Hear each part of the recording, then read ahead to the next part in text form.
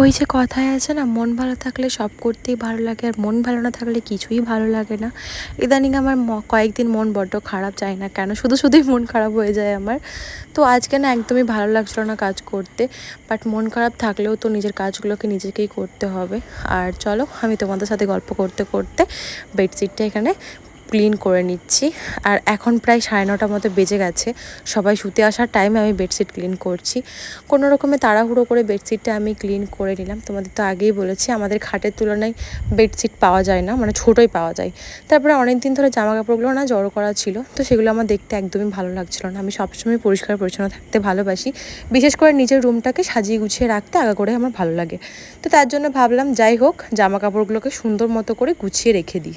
আর তোমাদের তো বলাই হয়নি, ইদানিং আমার একটু শরীরটা খারাপ আছে, তার জন্য আমি ভিডিও পোস্ট করতে পারছি না বলতে পারো।